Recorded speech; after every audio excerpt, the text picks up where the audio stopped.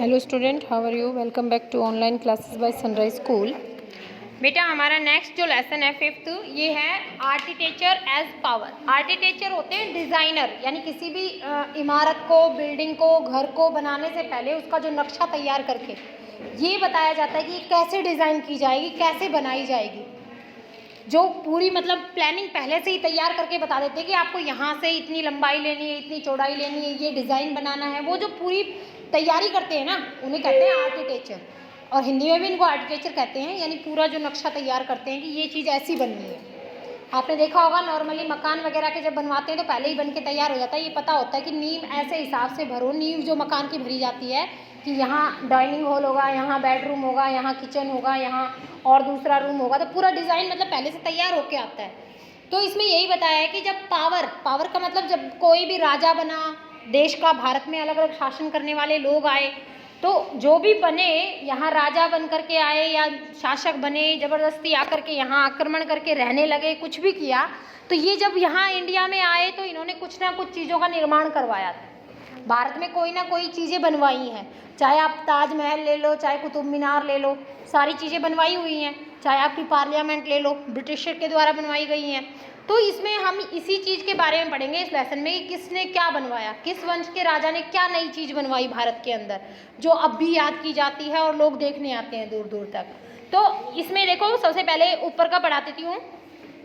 There were a great change in the modern trend in art. बहुत बड़ा परिवर्तन हुआ आधुनिक जो समय था इसके अंदर, इन आर्ट, कला के अंदर, लिटरेचर, साहित्य के अंदर, एंड आर्किटेक्चर, और जो डिज़ाइनिंग तैयार की जाती है इसके अंदर। यानी पुराने समय में जो चीज़ें चल रही थी, जो साहित्य लिखे जाते थे, उनमें भी परिवर्तन हुआ। जैसे मान लीजिए पहले राजा के दरबार में जो कवि होते थे सिर्फ राजा के बारे में ही लिखते थे। धीरे धीरे परिवर्तन आया, लोगों में जागृति आई, कोई देश के बारे में लिखने लगा, कोई नेचर के बारे में लिखने लगा। तो इस तरह से जो परिवर्तन आए हर फील्ड में आए। To every Indian pride and delight, जिस पर हर भारतीय गर्व करता है, रीझता है, नाज करता है अपने ऊपर। The Taj Mahal situated at Agra on the bank of the river Yamuna. जो ताजमहल है यमुना नदी के किनारे आगरा के अंदर जो बनाया गया है, was selected as one of the new 7 wonder. जब उसे चुना गया 7 अजूबों में, जैसे 7 अजूबे चुने जाते हैं उसके लिए वोटिंग होती है, तो हमारे ताजमहल को भी उन 7 अजूबों में जब शामिल किया गया तो हम सबको गर्व हुआ कि हमारे देश में भी ऐसी चीज़ है जो अजूबों में आ रही है। What makes the Taj an extraordinary and enduring movement of its period? कि क्या ताज को सबसे अलग बनाता है, क्या चीज़ है जो इसको सबसे अलग करती है? Why is it known as the monument of eternal love? क्यों इसे प्रेम का प्रतीक माना जाता है? प्रेम मतलब प्यार का प्रतीक माना जाता है, क्यों माना जाता है? ये तो तुमने कहानी शुरू से ही पढ़ रखी होगी कि अपनी बिलव्ड जो क्वीन थी उसके प्यार निशानी के रूप में उसने राजा शाहजहां ने बनवाया था, ठीक है, उसकी मौत के बाद। तो ताजमहल की स्टोरी आप सबने पढ़ रखी है, क्योंकि जब छोटे छोटे रहते हैं ना उस समय आपकी हिंदी की बुक वगैरह में भी आ जाती है, ठीक है ना। तो ये इसलिए माना जाता है क्योंकि ये शाहजहां ने अपनी जो उसकी सबसे प्यारी जो उनको क्वीन थी उसके मर जाने के बाद उसकी याद में बनवाया था ये, ठीक है। देखो अब इसके वर्ड टू नोट जान लेते हैं। कैनोटैप, कैनोटैप वो होता है a monument honouring someone buried elsewhere. कोई चीज़ जहाँ पर दफन हो, मतलब दबाई गई हो, वो होती है। ऑपुलेंट होता है धनी, बहुत ज़्यादा जो अमीर हो। शोइंग वेल्थ एंड लेविशनेस, लेविशनेस का मतलब होता है जो आरामदायक जीवन जीता हो, शाही जीवन जीता हो, जिसके जीवन में कोई दुखी ना हो, पूरे वेल्थी हो, पूरा मतलब पैसे अच्छे हैं और पूरा राजशाही जो जीवन जी रहा है। बेल्बियस होता है उभरा हुआ, उभरा हुआ मतलब जैसे बर्फ़ नहीं होता है, बर्फ़ की शेप आप देखते हो थोड़ा बाहर की तरफ ऐसे उभरी हुई होती है, तो ये शेप होती है जो बल्ब की तरह या प्याज की तरह बाहर की तरफ उभरी हुई नज़र आती है, तो उभरा हुआ जो होता है उसे कहते हैं कैनोपी। कैनोपी होता है बेटा किसी चीज़ को कवर कर लेना, कवर होता है ना, ढक देते हैं, जैसे किसी चीज़ को ढक लेना, कवर कर लेना, canopy. Cover that Hanks over structure for decoration, किसी भी चीज़ को कवर कर लेना। जैसे मान लीजिए आप किसी भी चीज़ का कवर बनाते हो, गाड़ी का बनाते हो, मशीन का बनाते हो, उसके ऊपर ढकते हो तो वो उसको पूरा क्या कर लेती है, ढक लेती है, दबा लेती है। तो किसी चीज़ को कवर कर लेना। 5th क्लास में आपने पढ़ा भी होगा, अमेजन के थे या कॉन्गो के थे, कॉन्गो लेसन आया था ना आपका, DR कॉन्गो, उसमें आपने पढ़ा होगा। वहाँ पर इतने थिक फॉरेस्ट थे कि कैनोपी बनाते थे, यानी पूरा ऊपर की तरफ से ऐसे कवर कर देते थे कि ऊपर से देखने पर ना तो धूप नीचे पहुँचती थी, पेड़ इतने घने होते थे कि ना तो धूप नीचे पहुँचती थी, और ऊपर से आप देखो तो ऐसा लगता है जैसे हरा कवर ढक रखा हो, है ना। तो होता है कैनोपी, होता है ढकना किसी चीज़ को। लैपिस लाजिल, ये ना एक कीमती पत्थर होता है, पत्थर का नाम है ये, प्रीशियस स्टोन होता है, कीमती पत्थर होता है जो ब्लू कलर में मिलता है आपको। ऑक्टेंगोनल, जैसे तुम कहते हो ट्रायंगुलर, कितनी साइड्स होती हैं उसमें, 3 होती हैं। इस ऑक्टेंगल में 8 साइड होती हैं, तो इसे अष्टभुज भी कहते हैं हिंदी में, यानी 8 जिसकी भुजाएं हों, ठीक है। जैसे ऑक्टोपस कहते हैं, उसकी भी शायद 8 होती हैं, वो हिलती रहती हैं जो उसकी पैर से। तो जिसके 8 साइड हो या 8 एंगल हो, 8 भुजाएं हो, उसे कहते हैं अष्टभुज, कहते हैं इसे हिंदी में। मॉसिक होता है a surface decorating made by inlaying in pattern of small pieces of glass. वैसे होता है किसी चीज़ को डेकोरेट करना, सजाना, ढक करके। जैसे आपने देखा है नॉर्मली आप फर्श वगैरह गिरवाते हो, है ना, आपने देखा होगा पहले के समय में ऐसे टुकड़ियाँ सी डाली जाती थी, मार्बल के फर्श में देखी होंगी, बीच में छोटी छोटी टुकड़ियाँ डाली जाती हैं, हाँ, है ना। हाँ। तो वो डेकोरेशन के लिए डाली जाती हैं उसके अंदर, ताकि डिज़ाइन बन जाए।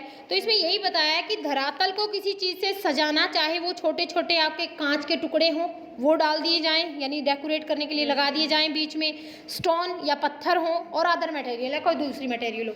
कांच से मतलब ये है कि जैसे आपने देखा होगा फर्श में जैसे वैसे कांच के जो गोल राउंड शीशे टाइप में कोई डेकोरेट कर दिया जाए, दीवारों में कर दिया जाता है किसी भी धरातल को ढकने के लिए। सरफेस का मतलब ये नहीं है कि नीचे पृथ्वी, मतलब ये फर्श पे आपकी दीवार भी हो सकती है, कुछ और भी हो सकता है, उस पर डेकोरेशन के लिए कोई रंगीन पत्थर लगाना, आजकल जैसे टाइल्स लगाते हैं, तो ये चीज़ों से डेकोरेट करना, उसको पूरी तरह से ढकना, सजाना, वो क्या कहलाता है आपका, मॉसिक कहलाता है। अब देखो architectural tradition in India, tradition होती है परंपरा, भारत में आर्किटेक्चर की जो परंपरा है वो कैसी है, देखिए। The architecture of our country is soaked in history, culture and tradition. Soaked होता है किसी चीज़ का डूबा होना, वैसे भिगोना भी कह सकते हो आप, ठीक है। जैसे तुमने देखा होगा नॉर्मली एक फोम होता है, उस पानी डाल के उसके ऊपर रख दो, वो पूरा उसको सोख लेगा, वो होता है सॉक्ड, किस चीज़ को सोख लेना। और इस यहाँ पर हम आर्किटेक्चर ले रहे हैं, तो यहाँ इस वर्ड का मीनिंग लेंगे हम डूबा रहना। मतलब भारतीय इतिहास में जो कलाकार हुए हैं, जो भी कारीगरी जिन्होंने की है, वो पूरी तरह से डूबे हुए थे, समझ गए ना आप डूबने का मतलब। यहाँ पर मतलब इस आर्किटेक्चर की कला में पूरे डूबे हुए थे, यानी इतने निपुण थे। जैसे कहते हैं ना ये बच्चा तो पढ़ाई में पूरा डूबा हुआ है, यानी पूरे दिन उसका ध्यान कहाँ रहता है, पढ़ने में, समझ गए। तो आर्किटेक्चर हमारे पुराने भारत की अगर हम बात करें तो हमारा पूरी इतिहास, संस्कृति और परंपरा जो है पूरी तरह से डूबी हुई है इस चीज़ में, यानी हमारे भारत में एक से एक चीज़ें मिल जाएंगी आपको इस चीज़ से संबंधित देखने के लिए। The art and architectural tradition of our country have developed alongside historical trend. हमारे यहाँ की कला और जो आर्किटेक्चर्स हैं, यानी जो आर्किटेक्चर डिज़ाइन करने वाले जो लोग थे, वो परंपरा हमारे इतिहास की कंटिन्यू डेवलप्ड हुई है, यानी विकसित हुई है। और जितना हमारा इतिहास बदलता गया है, यानी जैसे जैसे हम पुराने समय से आगे बढ़ते गए, हमारी कला, हमारी कलाकृतियाँ, उनमें परिवर्तन आया, उनमें विकास हुआ, और पहले जैसी थी उससे और अच्छी बनती चली गई। Most of the grand monuments have been built by the rules who govern us। ज़्यादातर जो ग्रांड मतलब विशाल, मॉन्यूमेंट्स मतलब इमारतें जो बनाई गई हैं हमारे भारत देश के अंदर, वो उनके द्वारा बनाई गई है जो भारत पर क्या कर रहे थे, शासन कर रहे थे, जो हमारे यहाँ के शासन को संभाल रहे थे।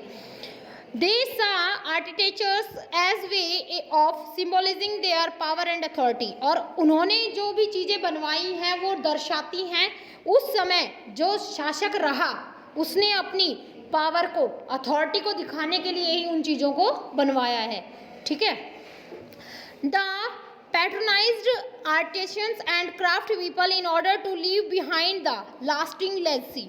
अगर हम बात करें जो भी उस समय के कारीगर हुए, कलाकार हुए, आर्किटेक्चर हुए, उन्होंने इतना अच्छा काम किया है कि उनके पदचिन्ह आज भी पीछे छूटे हुए हैं। यानी अब वो कलाकार तो नहीं रहे, वो बनाने वाले तो नहीं रहे, लेकिन उनकी बनाई हुई इमारतें आज भी जब लोग देखते हैं तो उनको याद करते हैं, कितना सुंदर बनाया है, कैसे बनाया होगा, तो आज भी उनको ऐसे याद रखा जाता है।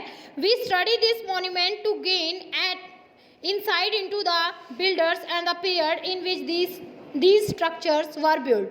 अब इस लेसन के अंदर हम ऐसी ही जो महत्वपूर्ण इमारतें बनाई गई उनके बारे में देखेंगे, यानी उनके बारे में इनसाइड का मतलब उनको देखेंगे कि किसने बनवाई, किसके शासन, किस बिल्डर ने बनवाई, यानी बिल्डर का मतलब कौन सा शासक था जब वो चीज़ बनी, किसने बनवाई, और इसके स्ट्रक्चर के पीछे यानी इसको बनाने के पीछे क्या कारण था, कैसे बनवाई गई, कब बनवाई गई, वो पूरी डिटेल आपको अब मतलब लेसन में मिलेगी नंबर वाइज, एक एक चीज़ जो इसमें बताई गई है। The architecture of medieval India show fascinating diversity. जो भारतीय मध्यकालीन इतिहास के जो ये आर्किटेक्चर हुए, इन्होंने बहुत विभिन्नता दिखाई है। विभिन्नता मतलब अलग अलग तरह के डिज़ाइनों को यूज़ किया है। द एलिमेंट्स ऑफ, और जो ये तत्व हैं इसके,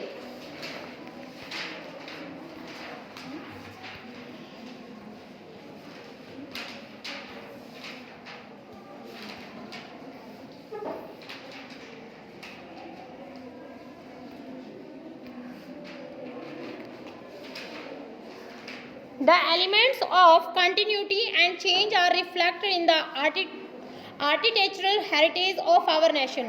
ये कह रहे हैं कि जो परिवर्तन हुए लगातार, कंटिन्यूटी का मतलब लगातार जो परिवर्तन हुए वो रिफ्लेक्ट होता है, दर्शाना, स्पष्ट दिखाते हैं जो आर्किटेक्चर की जो विरासत, हेरिटेज होता है पुराने समय से जो हमें विरासत में मिला है। यानी कभी उनके जैसे हमारे होता है कि कोई भी चीज़ है हम अपने पूर्वजों से सीखते हैं। भाई अब आपके घर की जो परंपराएं हैं, पूजा पाठ करना हो, चाहे कोई भी जैसे मान्यताएं होती हैं आपके घर की, कोई भी त्यौहार मनाने का तरीका होता है, आप किससे सीखोगे? अपने बड़े से, फिर वो आप सीख लोगे, फिर आगे आने वाली पीढ़ियों को आप सिखाओगे। तो जो ये पुरानी हमारी आर्किटेक्चर यानी पीढ़ी दर पीढ़ी जो कलाएं चली आ रही थी हमारे देश की, उसमें जो लगातार परिवर्तन हुआ वो हमें साफ दिखता है मध्यकालीन भारत में जो चीज़ें बनी उनके अंदर। The monument built in the medieval period display fusion of exciting style and new ideas brought by invaders who become ruling power in the subcontinent. अगर हम बात करें जो भी मध्यकालीन समय में जो भी इमारत बनी हमारे भारत के अंदर, जो भी चीज़ें बनाई गई, उसमें आपको साफ अंतर नज़र आएगा उनके स्टाइल में, यानी उसको बनाने के तरीके में, और नया विचार जो लेकर के आए इन्वेडर मतलब बाहर से आने वाले। देखो भारत में अफ़गान से, तुर्क से, यूरोप से लगातार बाहर से लोग आते रहे हैं, आक्रमण करने के लिए आए, व्यापार करने के लिए आए, तो उनकी छाप जो है ना मध्यकालीन भारत का जो समय है, उनके द्वारा लाई गई जो भी संस्कृति वो है हमारी कलाकृतियों में साफ दिखती है। यानी हमने भी उनकी चीज़ों को अपनाया है, जब बिल्डिंग बनाई या अपना खान पान लगा लो, कुछ ना कुछ स्टाइल्स हमने चेंज किए हैं। अब ये कोट पैंट और ये पहने बैठे रहते हो, सारा वेस्टर्न कल्चर है, इंडियन कल्चर थोड़ी है ये। भाई ये हम जितने भी ये पहन रहे हैं वेस्टर्न कपड़े ही तो हैं। ये आपके स्कर्ट डालते हो आप, ये पैंट शर्ट डालते हो, और जो भी फैशनेबल ड्रेसेस होती हैं वो डालते हो, वो सारे कहाँ से हैं? किसका कल्चर है ये? वेस्टर्न कल्चर है। जो यूरोप के लोग यहाँ आए उनसे हमने सीखा है, वरना हमारे यहाँ के लोग तो कुर्ता पजामा और धोती कुर्ता पहनते, ठीक है ना। तो ये चेंज आया ना, हमने उनकी कुछ चीज़ें ली। अब ये पिज़्ज़ा बर्गर ये खाते हो, ये इंडियन फूड थोड़ी है, ये भी बाहर से हमने सीखा है दूसरों से, ठीक है। देखो अब भारत में चाय सबसे ज़्यादा होती थी और लोग पीते नहीं थे, ये भी अंग्रेज़ों से पीनी सीखी है, ठीक है ना। तो बहुत सी चीज़ें ऐसी हैं जो हमें अच्छी लगी, बाहर से जो हमारे यहाँ आए उनकी जो चीज़ें अच्छी लगी हमने अपना ली।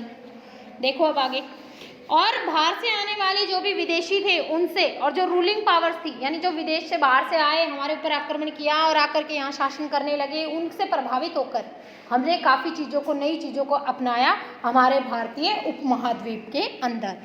Historical monuments are very old buildings. अगर हम ऐतिहासिक इमारतों की बात करें जो बहुत पुरानी इमारतें हैं, which have existed for many centuries, वो खड़ी हुई हैं काफ़ी सदियों से। They can be divided into two broad categories, उन्हें हम दो कैटेगरी में यानी दो भागों में बांट सकते हैं। पहली है रिलीजियस बिल्डिंग। रिलीजियस बिल्डिंग का मतलब धार्मिक जो इमारतें बनाई गई, जैसे मंदिर हो गया, मस्जिद हो गई, चर्च हो गया, जो धर्म से संबंधित, मतलब उसके अंदर धर्म से संबंधित कोई चीज़ है, बात है धर्म से संबंधित, चाहे वो हिंदू की हो, चाहे मुस्लिम की, सिख ईसाई किसी की भी हो, जो धर्म से संबंधित जो चीज़ है उसको रिलीजियस में बांट दिया, जैसे इसमें बता भी दिया आपको, मॉस्क्यू मस्जिद हो, चर्च हो, स्तूप्स हो,